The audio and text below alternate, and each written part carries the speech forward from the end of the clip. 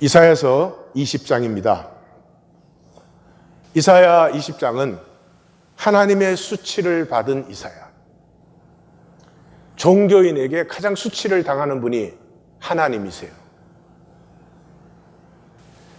그 수치받는 하나님의 가슴을 아픔으로 받는 이사야. 그 가슴을 받았을 때 이사야는 하나님의 징조와 예표를 나타내게 돼서 이것이 백성의 구원이 됩니다. 유대가 멸망할 수밖에 없는 결정적인 시간에 이사야가 자기의 벌거벗은 몸을 던짐으로 말미암아서 유다가 구원받고 이때 멸망치 아니하는 것입니다. 721년 사마리아가 사르곤에게 함락되었죠. 그때 바벨론에서는, 이 바벨론은 제국 바벨론이 아니고 제국 전에 제국이 있던 자리는 갈대아 땅이고 이 그 서북쪽에 있는 바벨론 땅에 무로닥 발라단이 반란을 일으켜서 성공을 했습니다. 잠깐이지만 성공을 했습니다. 그걸 보고 그 아수르 제국 아래에 있던 사람들은 전부 반아수르 기운이 돋았죠. 왜냐 그러면 그때 제국이라고 하는 것은 굉장히 참혹합니다. 사람을 아무렇게나 죽이는 것이고 필요하면 아무렇게나 끌고 가는 것이고 그 참혹하기가 말로 할 수 없어요. 그러니 아수르가 약해 보일 때 대번의 반기가 일어섰죠. 그 대표적인 것 중에 하나가 716년에 아수도시, 팔레스타인에 있는 도시 국가들을 모아가지고 반아수르 동맹을 추진하고 유다도 714년에 여기에 조인을 합니다. 이때 정책 책임자가 셈나예요. 그래서 셈나가 22장에서는 이제 경질되는 것을 우리가 만나죠. 1절에 사르곤이 다르단을 보내 아수돗을 쳐서 취한 해, 그렇게 나와요. 그러니까 711년이 아수돗이 멸망한 해예요. 그때 우린 그냥 다 그때 그랬지만은 in that period 그런 말입니다. 단어가. 그 일이 일어날 즈음에 여호와께서 이사야에게 말씀하여 가라 그랬어요. 예, 여기 가라라고 하는 것은 이사야는 궁중 선지자예요. 왕과 그 대신들에게 카운슬링을 하는, 자문을 하는 선지자인데 어디요? 백성 가운데로 가게 만듭니다. 자, 어떻게? 내 허리에서 배를 끌고 신을 벗을지니라. 예, 그 당시 겉옷은 통옷이고 허리띠가 없으니까 허리에 띠를 풀으라는 말은 속옷을 벗으라는 거죠. 예, 속옷을 벗으라는 말은 벌거벗으라는 말이에요. 예, 그리고 실제로 2절, 3절, 4절이 계속해서 벗은 몸과 벗은 발이라고 계속 나오죠. 예, 이 어느 문화, 어느 시대나 벌거벗기 당하는 것은 수치예요. 그러니까 이 궁중, 왕족이었잖아요. 이사야는. 이 궁중 선지자 이사야가 백성 한가운데 벌거벗은 몸으로 던져집니다. 근데 그것을 그가 그대로 하여. 단순히 하나님 말씀했으니까 그대로 한다가 아니에요. 그렇게 되는 것이 아니에요. 자기 백성에게 수치를 당하고 계시는 하나님. 나귀는 주인의 구유를 알고 소는 그 임자를 아는데 이 유대 백성은 자기 아버지를, 자기 주인을 알지 못할 뿐만 아니라 무슨 시시한 나라들 하나만도 못하게 취급을 하고 있습니다. 종교인들에게 항상 하나님은 수치를 받습니다. 그 수치받는 하나님의 아픔을 이사야가 그대로 받는 것이죠. 그래서 완전히 벗은 몸으로 이 백성 중에 3년간 예언하고 징조와 예표가 된 것이죠. 이것은 무슨 엽기적인 것이 아닙니다. 엽기적인 것이. 야, 하나님 이상하다. 우리 시대는 이렇게 벌거벗었다 그러면은 이미 인간의 몸은 성적 도구화됐어요. 다른 의미가 별로 없어요. 원시 사회에는 다 벗고 살았잖아요. 그리고 얼마 전까지만 해도 아마존에는 그냥 벌거벗고 사는 부족들이 있었어요. 지금도 있는지는 잘 모르겠습니다. 그리고 우리 어릴 때도 돌사진 찍을 때는 꼭 고추 내놓고 찍었어요. 예. 몸이에요, 몸. 근데 문화가 발달됐다는 게 뭔 줄 아십니까? 인간 몸을 성적 대상화했다는 거예요. 그래서 지금 여자가 가치가 있느냐? 그럼 다른 가치 실제로는 별로 없어요. 성적 매력의 가치가 여자의 가치예요. 한 미디어를 둘러보세요. 남자의 능력이 어디에 있어요? 성적 매력이 있는 여자를 취할 수 있는 능력이 남자의 능력이에요. 딱 그 본질은 딱 숨기고 있어요. 굉장히 고결한 채, 굉장히 뭐 이렇게 고상한 척 하는데 사실은 우리 문화의 뿌리를 파고 들어간 그거밖에 더 있어요. 그래서 지금 문화는요, 늙은 게 죄예요. 왜? 성적인 능력이 없으니까. 성적 매력과 젊음, 그게 전부예요. 고상한 얘기하지만 그거밖에 없는. 당연하지 않아요? 육이니까. 이 세상은 육이니까. 영의 세계를 알지 못하죠. 그 세계 속의 종교는 돈 없는 하나님을 부끄러워합니다. 하나님도 돈이 있어야 돼요. 돈이 있으면 위대해 보여요. 그래서 막 건물 큰 거 세우고 사람 많이 끌어 모아 놓으면은 하나님 진짜 하나님 같아요. 나사렛 예수가 다시 왔다가는 홈레스로 말 한마디나 제대로 하시겠어요? AD 500년에 달마가 인도에서 중국으로 왔습니다. 그때 양나라 무제가 황제인데 보살 황제라고 불리는 분이었어요. 절을 뭐 엄청나게 많이 지었고, 그 다음에 그 절에 자기를 노비로 이렇게 팔고, 그 다음에 나라에서 많은 돈을 주고 그 자기를 사가게 만들어서 굉장히 그 보시도 많이 한 사람이에요. 절에 돈이 많아지면 절이 뭐 망하는 건데 뭘 모르는 거지. 그래서 달마를 보고 이제 그 무제가 물었어요. 나의 불사공덕이, 내가 평생에 이렇게 부처님을 섬겼는데 나의 불사공덕의 가치가 얼마나 됩니까? 그러니까 달마가 nothing.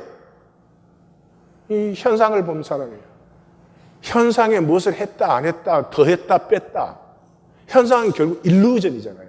그냥 쓰러지는 거예요. 그래서 이 달마에서 시작된 그 불교를 선불교라 그래요. 우리말로. 중국에서는 이게 찬이에요. 근데 이게 한국에 들어와서 선불교가 되고, 이게 이제 일본으로 가서는 젠 부디즘이 됐는데, 장사를 제일 잘한 사람들은 일본 젠 부디즘이에요. 그 달마가 일대조고, 이게 선불교가 이렇게 부흥하게 된 건 6대조 해능 때로부터인데, 해능은 스님도 아니었어요. 절에 이제 청소하는 동자였어요. 근데 5대조가 이제 죽으면서 자기 후계자를 정하기 위해서 문제를 하나 냈어요. 사람의 마음과 생명을 어떻게 하면 명경같이 맑고 깨끗하게 할고, 그렇게 질문을 내버렸어요. 그랬더니 이제 그 5대조의 수제자라는 사람이 그 옆에 탁 써요. 뭐 아침 저녁으로 날마다 갈고 닦어 뭐 이렇게 탁 썼어요.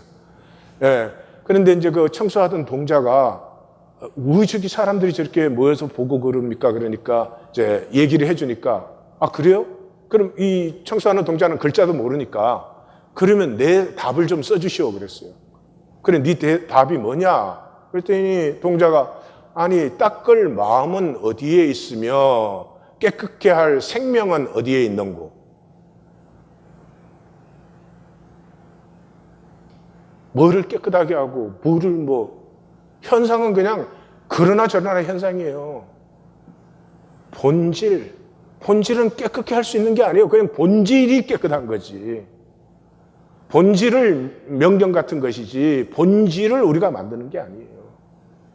그래서 이 해능 때부터 이 중국의 찬, 그게 한국으로 넘어와서 선불교 이렇게 된 거거든요. 예수님이 제자들을 보낼 때 그랬죠. 여행을 위하여 배낭이나 두벌 옷이나 신이나 지팡이를 가지지 말라. 이게 뭐 가난하게 살아라, 뭐 욕심내지 마라 이런 말로 알아요? 아니요. 이건 진리의 자존감이에요. 진리를 가진 사람은 그 진리의 권한 되시는 하나님께서 여호와 이래로 다 공급하셔요. 진리를 가진 사람이 무엇을 먹을까 마실까 입을까 염려해요? 그렇지 않죠. 저도 지난 목회 사임하면서 은퇴비 준다고 그래서 안 받고, 이 하나님 교회 개척할 때도 처음에 개척 멤버들 있을 때 말했어요. 저는 은퇴비 안 받습니다. 그랬더니 굉장히 기분 나빠하더라고. 시작도 안 하고 은퇴부터 얘기한다고. 그냥 그게 진리에 대한 저의 최소한의 자존감이에요.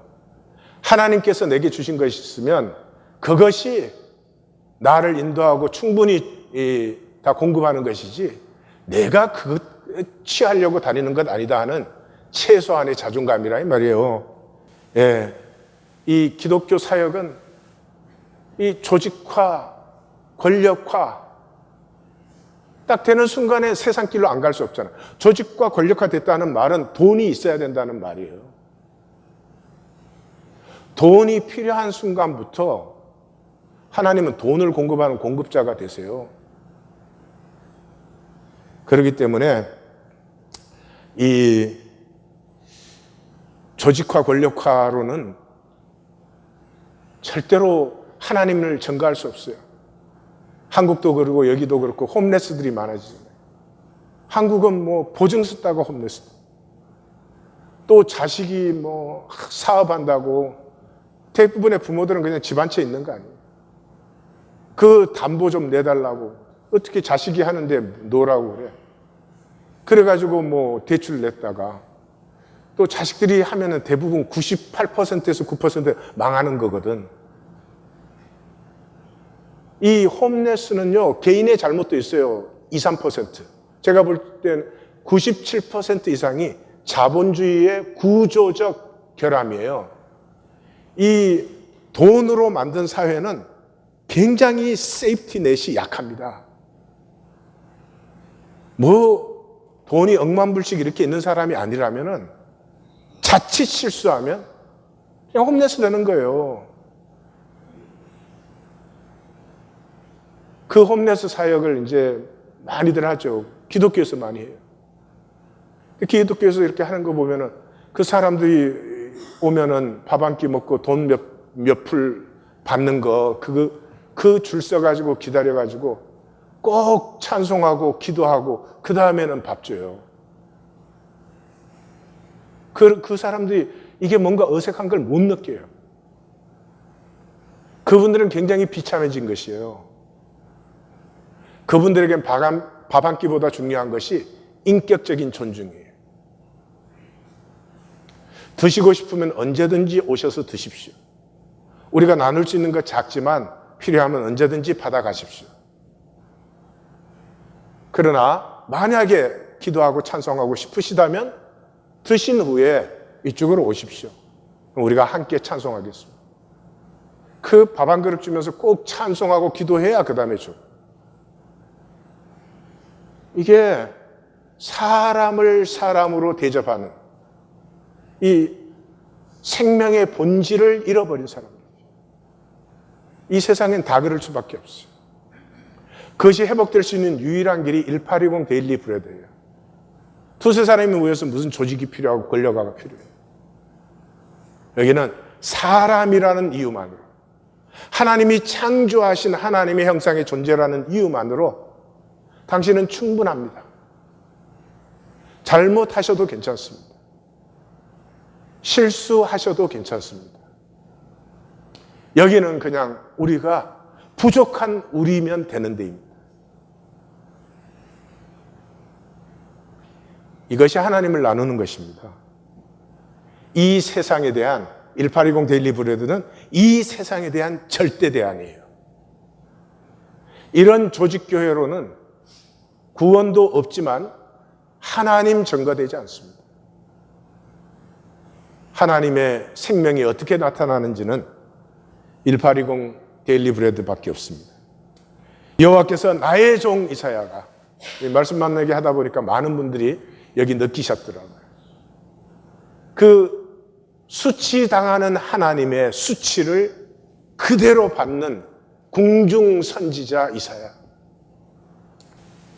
나의 수치를 기꺼이 받아 품는 나의 종. 3년을 벗고 다녀서 벌써 여기를 읽으시면 이사야서가 진행되면은 이 하나님의 아픔, 하나님의 수치를 그대로 받는, 고난받는 종의 이야기가 나올 수밖에 없구나 하는 것을 느낄 수가 있어요. 그래서 종의 노래 세 번째 노래에 가면은 나를 때리는 자들에게 내 등을 맡기며 나의 수염을 뽑는 자들에게 나의 뺨을 맡기며 모욕과 침뱉음을 당하여도 내 얼굴을 가리지 아니하여. 이 현상의 삶을 하나님은 아파하십니다. 얼마나 존귀한 존재가 사람인데 이 사람들을 담고 있는 이 자본주의라는 체제는 천박하고 잔인합니다. 부부 사이도 돈이 없으면 지탱이 안 될 정도로 천박하고 잔인합니다. 그 삶의 아픔을 하나님이 아파하십니다.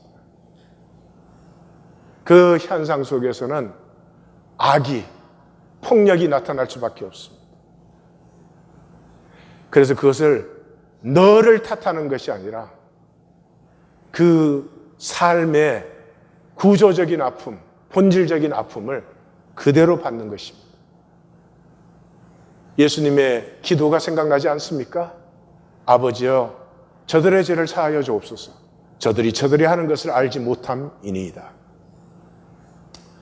이렇게 하나님의 수치를 그대로 받음으로 이사야 선지자는 애국과 구스에 대하여 징조와 예표가 되었습니다. 사인과 경고가 되었습니다. 하나님의 가슴이 이사야 선지자를 통해서 나타난 것이에요. 그래서 애국과 구스의 포로들이 끌려갈 때 그 수치, 볼기까지 보이는 수치를 이사야가 온몸으로 증거함으로 말미암아 이때 유다가 돌이킵니다. 반아수르에서 그 아수르 왕에게 사신을 보내어서 히스기야가 내가 잘못했습니다. 무엇이든지 원하는 것을 드릴 테니 우리 죄를 사하여 주십시오.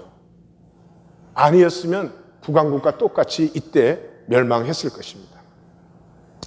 성경의 특징이 수치입니다. 수치. 성경은 인간 문제의 중심을 수치로 봅니다. 이미 인간이 만든 인간 게임에서는 수치는 점점 아무것도 아닌 것이 되어 있어요. 수치스러워도 이익만 챙기면 끄떡없는 것처럼.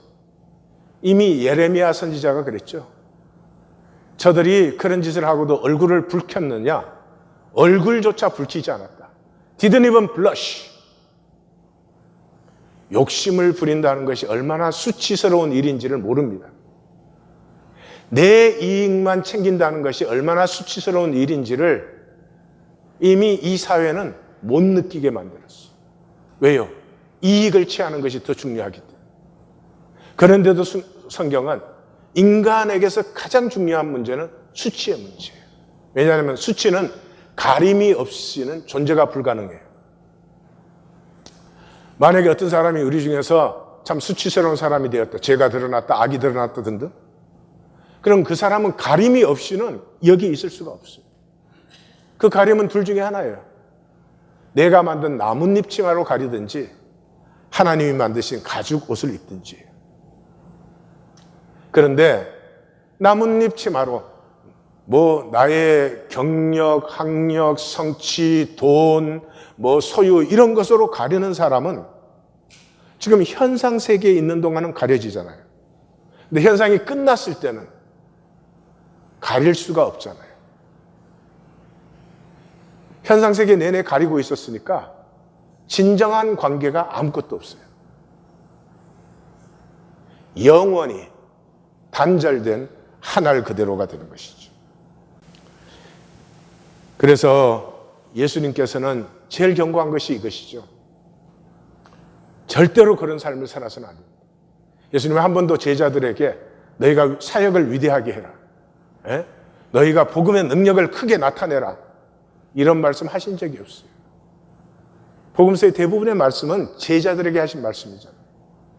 그 제자들에게 하신 말씀 중에 가장 간절한 것이, 이게 마태복음에서 제일 선명하게 나타나는데, 갈릴리 사역을 시작할 때, 그 다음에 혼인잔치의 비유의 결론에서, 그리고 복음의 내용의 마감에서 25장 세 개의 큰 비유가 나올 때 그 중심 비유의 중심에서 그 나라의 본 자손들은 종교인들, 유대 종교인들 바깥 어두운 데 쫓겨나 거기서 울며 이를 갈게 되리라.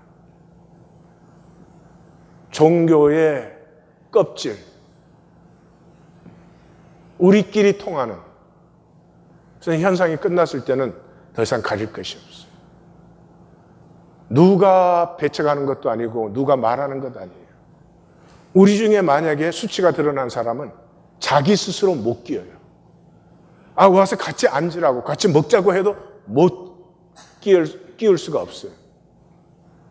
그것이 수치예요. 그래서 혼인잔치 비유에서도 예복이 없다는 것은 수치예요. 수치를 말하는 것이. 수치에 가림이 없는 자에게. 다시 말해서 내가 만든 나뭇잎 치마만 가지고 있다가 현상이 딱 끝나는 순간에 가릴 것이 없는 수치가 되는 것이죠. 이 세상을 사는 동안에 내게 다스림의 권세가 있습니다. 하나님께서 인간을 창조하고 제일 먼저 주신 것이 이것입니다. 누구도 어떻게 할 수 없습니다. 그러므로 내가 결정합니다. 거짓으로 사는지 아니면 그 거짓에 깨어지는지 생각해 보십시오. 거짓으로 산다고 하는 것이 얼마나 처참한 일입니까? 항상 내 속은 감추어야 돼요. 내 본체는 항상 가리어야 돼요. 그걸로 평생을 살아요. 깨어지지 않고. 얼마나 무서운 일입니까? 그 후에 사후세계는 예수님에게 들으세요. 지금 책방에 가면 사후세계에 대한 책이 책방마다 수백 권씩 있어요. 80년대부터 이게 유행하기 시작해가지고. 그런데 사후세계를 누가 알아요? 아무도 몰라요. 제가 보기에는 다 쓸데없는 얘기를 해요. 사후세계를 정말 현상세계가 끝난 다음에 본질세계, 영원한 세계를 아는 건 예수님밖에 없잖아요. 내가 땅의 일을 말하여도 너희가 믿지 아니하거든. 하물며 하늘의 일을 말하는 때 어떻게 믿겠느냐. 그 다음에 하늘에서 내려온 자 곧 인자 외에는 하늘에 올라간 자가 없느니라. 그러니까 이런 부분은 제가 볼 때 이게 번역할 때도 마귀가 강력하게 역사를 하는 거예요. 그래서 분명히 번역해놨는데 무슨 뜻인지가 알 수가 없어. 근데 원어로 보면 뜻이 분명해요. No one has ascended up to heaven, but he that came down from heaven, the Son of Man. 하늘 위에 일을 알 자가 누가 있느냐? 하늘에서 내려온 인자 외에 알 자가 누가 있느냐? 현상이 끝난 다음에 우리의 영혼에 대해서는 예수님의 말씀을 들으십시오. 예수님 못 믿으면 이 세상에 믿을 게 뭐가 있겠습니까? 예수님은 두 가지 하셨어요. 하나는 종교를 폐하셨죠. 안식일법을 폐하시고 정결례를 종교의 2대 기둥을 폐해버렸어요. 이것 때문에 이단되고 바알세불의 영을 받은 자가 되고 그렇게 되죠. 그 다음은 뭐예요? 지옥은 결코 가서는 안 돼. 아무리 중요한 말씀도 3번 이상 하신 적이 없어요. 사실 뭐 중요한 말씀이 있을 게 뭐가 있어요? 아버지와 단절된 현상 속에 왔으면 아버지와 하나 돼야 돼. 그거 놓치면 안 돼. 그거 외에 뭐가 있어서 중요해서 다시 반복하겠어요. 그러니까 12번을, 이 복음서에서 12번을 강조한 것이 지옥에 대한 경고예요. 처음에 저는 왜 사랑의 예수님이 이렇게 지옥에 대해서 말씀하시나 참 어려웠는데 이제는 이제 다 보여요. 결코 단절된, 영원히 단절되는 그런 자리에 너희는 들어가서는 안 된다 하는 것이죠. 예, 그 복음 내용의 제일 마지막 결론 부분을 이렇게 마치잖아요. 저주를 받은 자들아 나를 떠나 마귀와 그 사자들을 위하여 예비된 영원한 불에 들어가라. 지옥은 마귀와 사자들을 위해서 예비한 것이지 인간을 위해서 예비한 것이 아니에요. 그런데 인간이 마귀의 거짓을 따라 그리로 가는 것이죠. 안타까운 것입니다.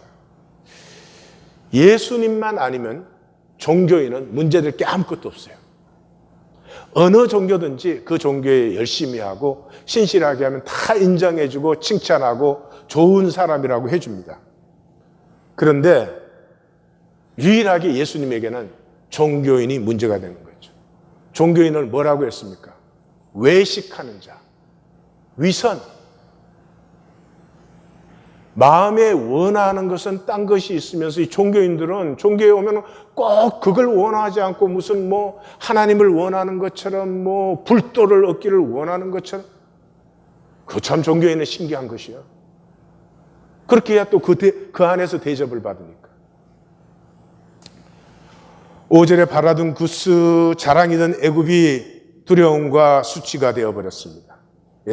671년에 에살핫돈이 멤피스를 정복했고, 그러고도 반란을 또 일으키니까 그 다음 왕 아수르바니팔이 애굽과 구스의 포로들을 끌고 아수르로 끌고 갈 때 이 이사야가 예언한 이 수치를 그대로 받죠.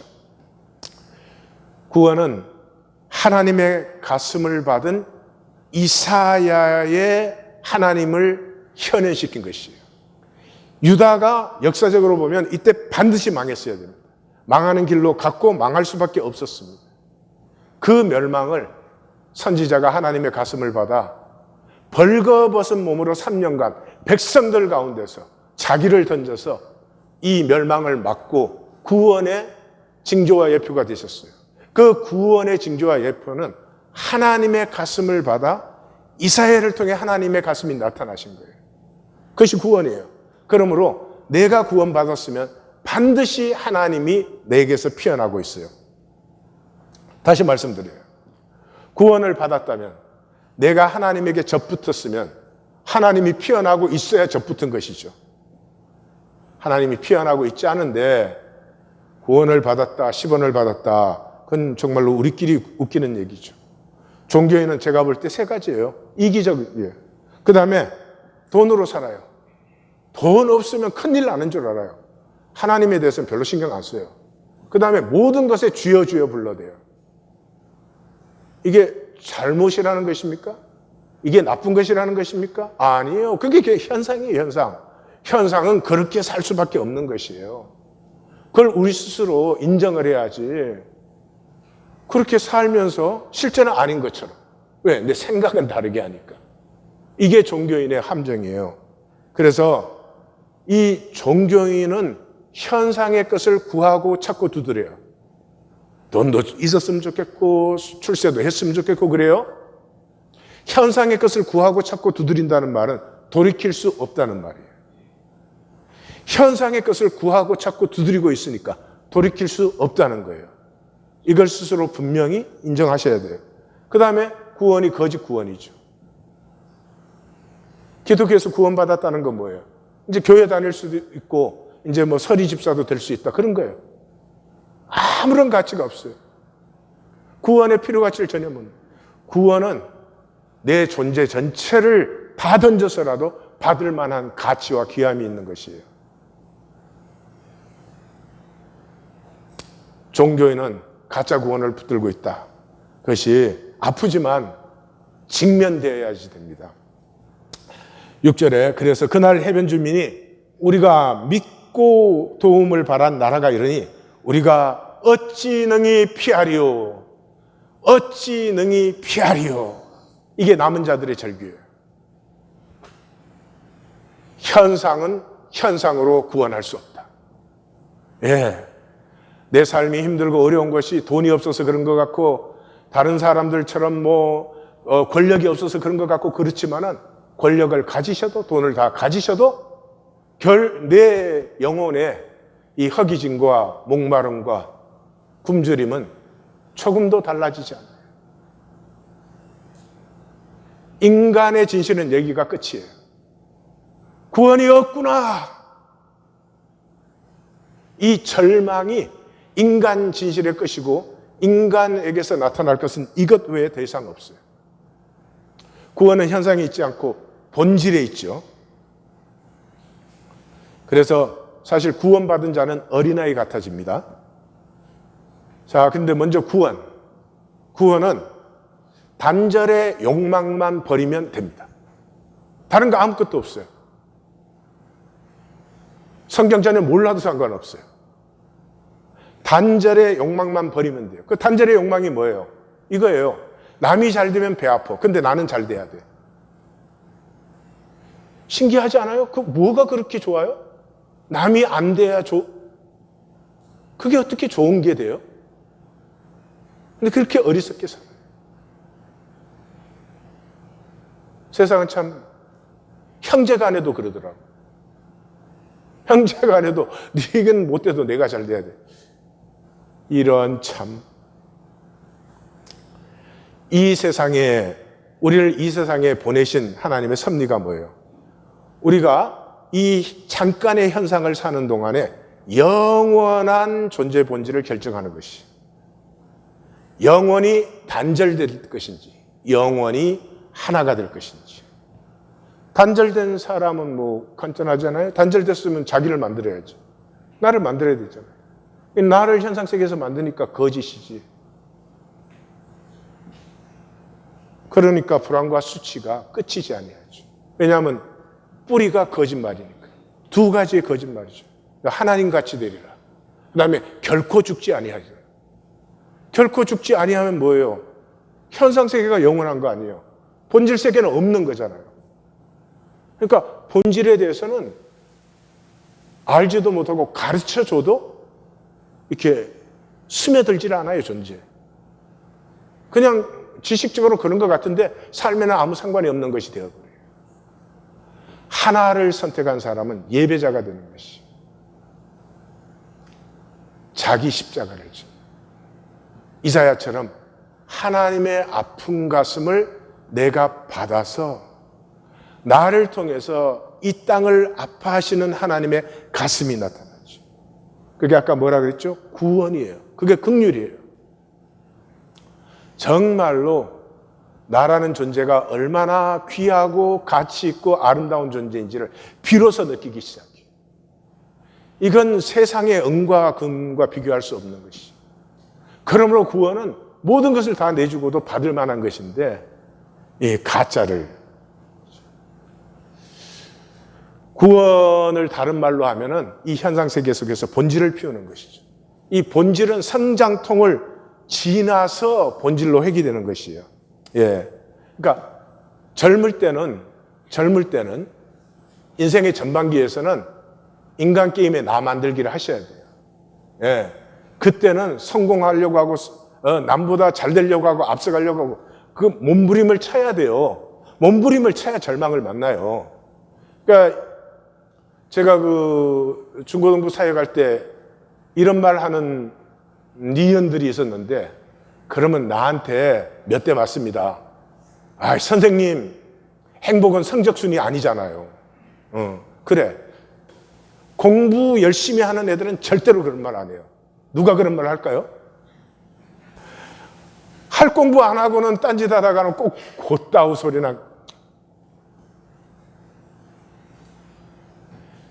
인생 전반기에서 그 열심히 해본 사람이 열심히 한다고 되는 것이 아닙니다. 열심히 해서 성공해도 절망을 만나게 돼 있고요. 열심히 해서 실패를 해도 절망을 만나게 돼 있어요. 하나님의 목적은 그게 있어요. 절망을 만나는 순간 내 가슴이 쩡 하고 갈라집니다. 그 쩡하고 갈라질 때 비로소 알아요. 내 가슴이 얼음덩어리였구나. 아, 뭐를 한번 하겠다, 이루겠다 이래가지고는요, 미쳐가지고 얼음덩어리. 네, 와이프가 옆에 있는데 옆에 있는 줄 모른다니까요. 내가 뭐가 돼야 되는 거지. 그 얼음덩어리 가슴을 느낄 때 참으로 비참합니다. 그때가 구원의 포인트예요. 탄젠트 포인트예요. 이 현상에 우리의 끝은 절망밖에 없어요. 드디어 현상에 절망했을 때 하나님께서 그 절망에서 접점으로 만나주세요. 탄젠트 포인트로. 하나님이 개입하시면 우리가 죽습니다. 현상 세계에서. 하나님과 우리 사이에 간격이 있으면 상관이 없습니다. 구원은 탄젠트 포인트에 접점이 생기는 것이죠. 오호라, 나는 공고한 사람이로다. 이 사망의 몸에서 누가 나를 건져내랴.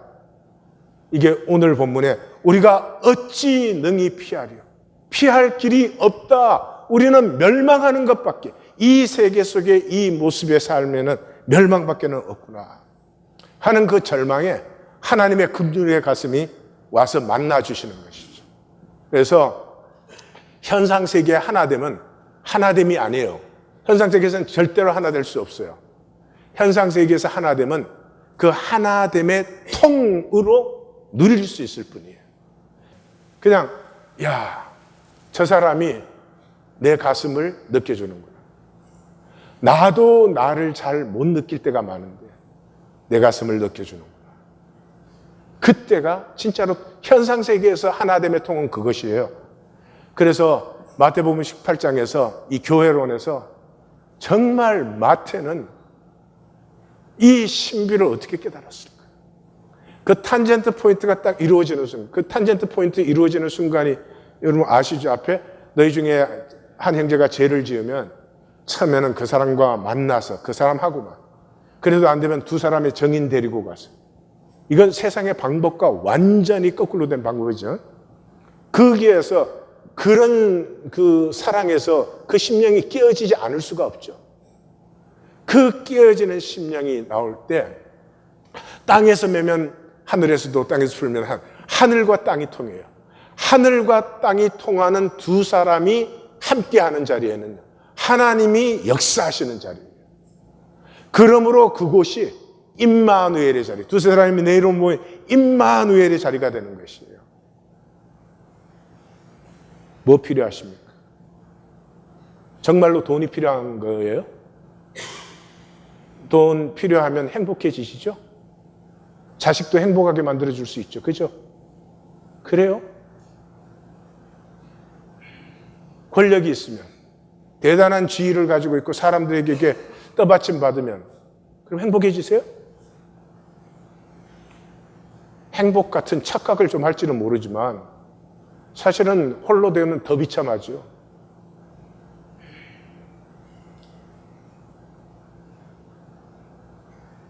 아무런 조건 없이 아버지가 나를 긍휼히 여기셔서 나를 품어 안으시고, 더 잘못해도 괜찮아. 너 잘못하는 만큼 새로워지는 것도 있다.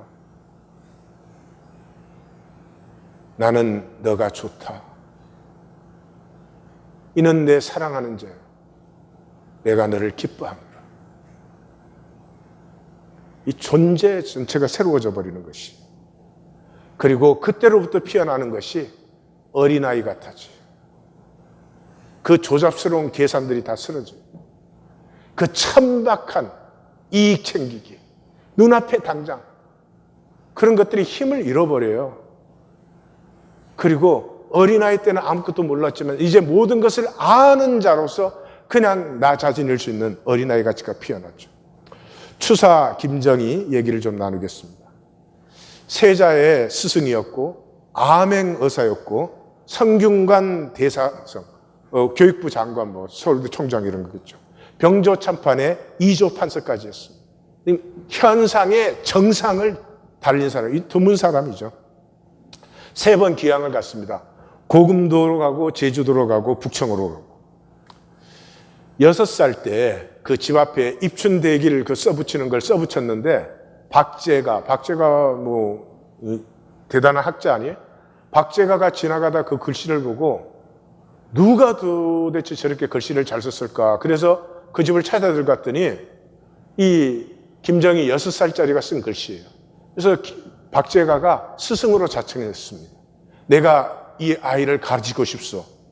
그렇게 해서 나중에는 이제 연암 박지원의 그 학통을 이어받아가지고 북학파가 되죠. 노론소론 남인 이런 게 아니고요. 북학파는 그런 당파를 넘어서서 실학주의, 백성들에게 실제로 유행해야 된다 하는 실학파를 북학파라고 불렀어요. 그거 다 박지원, 박제가 다 실학파의 대가들이잖아요. 예, 그래서 글씨도 그냥 보기 좋게 쓰고 명필이어서 출세 성공하고 그런 것이 아니라 글씨 안에 생명이 들어있어야 된다. 이걸 추구한 사람이에요. 글씨 안에 기가 있고 새가 있고. 그래서 그 과정을 통해서 경학, 금서학, 고증학, 실학에 모두 능했던 사람이에요. 예, 가슴에 5,000권의 책이 있어야 붓을 들 수 있다 그랬어요. 저는 100% 동의합니다. 저는 성경을 가르치려는 사람은 적어도 10,000권의 책이 그 가슴에 있어야 성경을 읽을 수 있다고 생각을 해요. 교리적 답변이나 배워가지고 요리조리 끼워 맞추고 예하 멋있게 그 어떻게 사람을 새롭게 할 수가 있나요? 예, 지금 졸리는 분이 많으니까 영상을.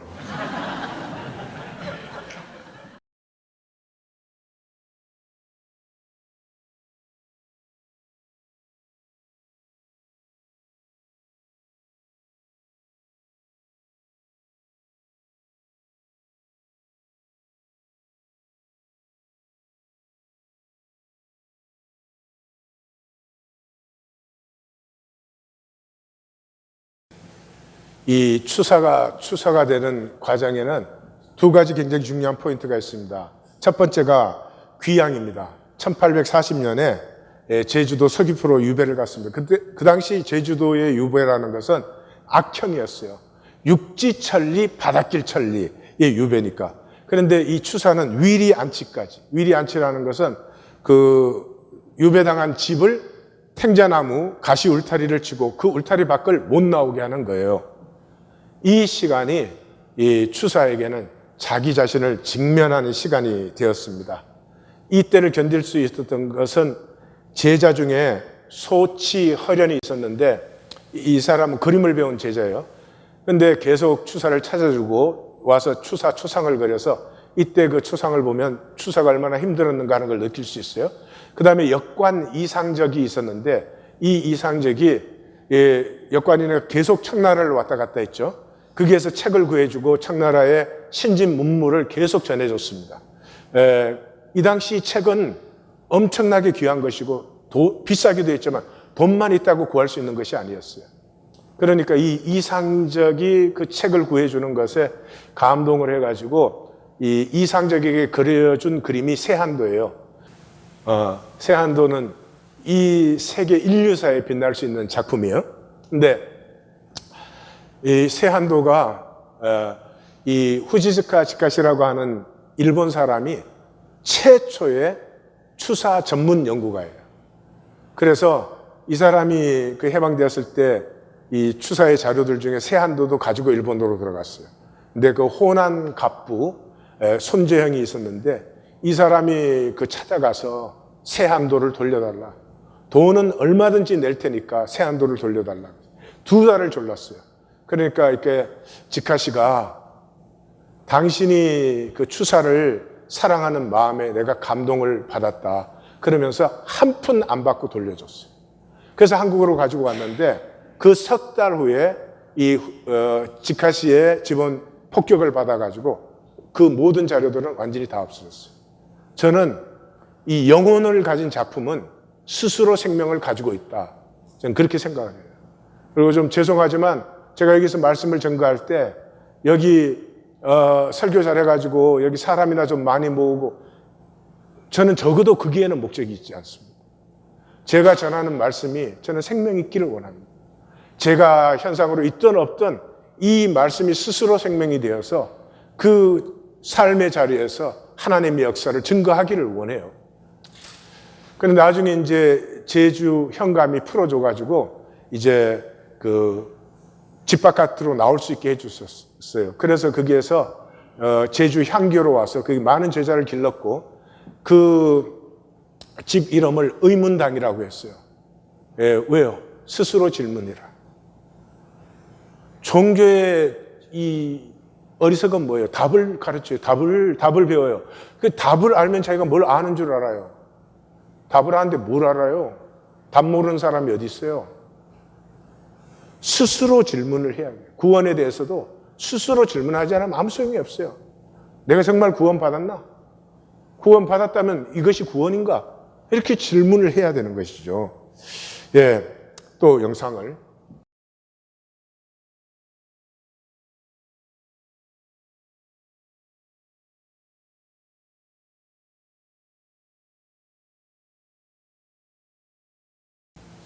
아까 그 계산무진 보시면 알겠지만은 이 작품은 제대로 읽은 사람이 거의 저는 없다고 생각해요. 개는 계곡 갈 때거든요. 그래서 개가 낳고 산은 계곡보다 높으니까 산이 위에 올라가요. 근데 제일 높은 데는 무자가 들어있어요. 없을 무자.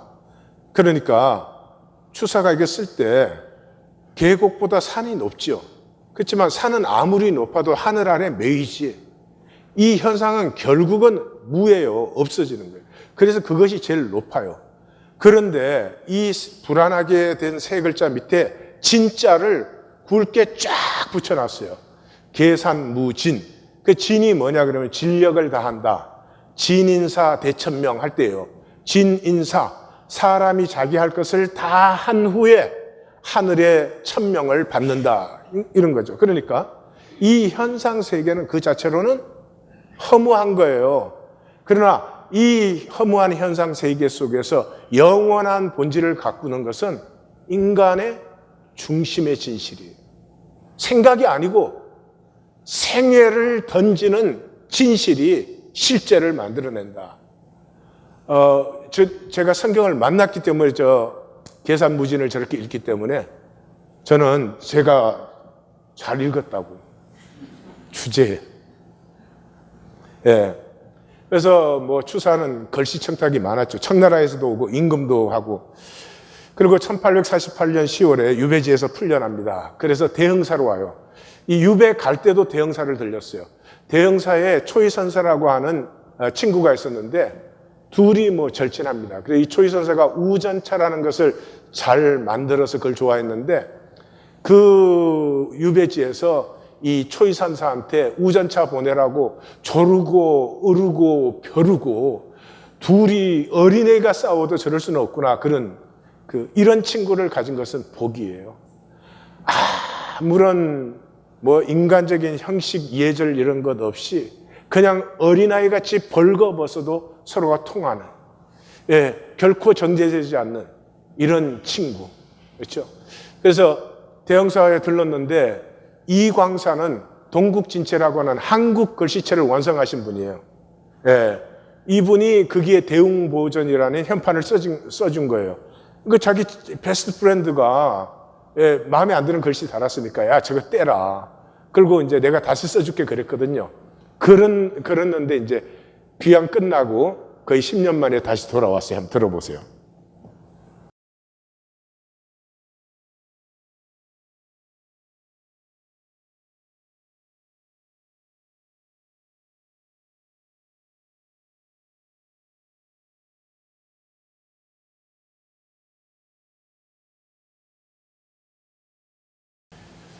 두 번째 추사를 만드는 두 번째 포인트는 24살 때 아버지가 이 동지부사가 되어서 연경, 지금 북경으로 가는 거죠. 박제가의 제자고 박지원의 학풍을 받았으니까 얼마나 가고 싶었겠어요. 24살에 드디어 연경으로 갑니다. 연경으로 가가지고 여기 가서 중국의 대표적인 스승 두 분을 만났어요. 그러니까 갈 때부터 작정하고 갔겠고 박제가나 박지원이 가서 이 스승을 만나라 했겠죠. 그런데 완원과 엉방강인데 완원은 학문적 방법론의 학자예요. 지금 우리로 말하면 리서치. 이 종교의 설교라는 건요, 생각 갖고 만들어내요. 성경을 읽고 생각 갖고 만들어내요. 거기에다가 멋있는 예화를 좀 붙여요. 그게 어떻게 사람을 살려요? 하나님 교회 말씀을 듣는 분들은 아실 거예요. 이 본문 한자 한자에서 리서치 되지 않은 것은 말하지 않습니다. 내 생각을 전하는 게 아니라 하나님 말씀을 전하는 것이니까. 그러니까 이 리서치를 배우게 되고 옹방강은 이 고고학, 계보학의 대가였어요. 서양 철학을 하신 분은 미셸 푸코라고 하는 사람이 이 계보학, 고고학의 대가인데 그게 무슨 말이냐 그러면 우리는 뭐 저 사람이 정신병자다 이렇게 말하잖아요. 근데 도대체 어떤 사람을 우리가 정신병자라고 하는가? 그 정신병자를 10세기에는 어떻게 했는가? 그런데 지금 우리는 어떻게 해요? 저는 그냥 동네에 정신병자 한두 명 있어서 그냥 같이 살았죠. 마을의 중요한 구성 요소예요.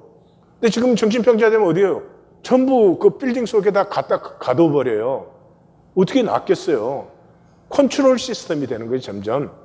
그래서 우리가 가지고 있는 것에 대한 뿌리를 파헤치는 그 학문을 계보학 또는 고고학, 이게 사실은 니체가 시작한 것인데 미셸 푸코트 이제 꽃을 피운 거예요. 근데 그게 동양에서는 옹방강이에요. 그래서 이 두 스승에게 그 떨어져 있으니까 편지로 계속 배우고 이 추사의 자질을 알아본 이 두 사람들이 계속 엄청난 자료를 공급해 줍니다. 그래가지고 그리고 특별히 옹방강의 수제자는 섭지선이라는 사람인데 중국에서 발견하기 힘든 희귀한 탁본들을 구해가지고 굉장히 그 추사에게 보내줬어요. 그러니까 추사가 참 사람이 어떤 그 끄는 매력도 있었던 것 같아요. 하나에 집중되니까. 그래서 청나라의 고정학과 금서학을 조선의 연학자가 추사예요. 마지막 귀향지인 북청에서 돌아왔을 때는 이 추사는 더 이상 글씨를 쓰면은 잘 써야 되겠다. 또 뭐가 있게 써야 되겠다. 또는 사람들에게 이렇게 훌륭한 글씨로 써야 되겠다. 그런 것들이 다 없어져 버립니다. 글씨는 마음이 흐르는 대로 쓰는 것이 가장 좋은 글씨다. 그래서 이때의 추사의 글씨를 노치라고 합니다. 노치라고 하는데 어린아이처럼 천진무구하고 입신경지에 들어간. 그래서 과천에 돌아와서 기둥에다 그렇게 적었어요. 촌늙은이의 제일 가는 즐거움은 평범함이다. 이렇게 적었습니다. 그리고 어떤 보이기 위한 것이 아니고 순수하고 본질 가치를 추구하는 그런 어린아이 같음이 나타나고 이 추사는 생애를 마감하게 됩니다.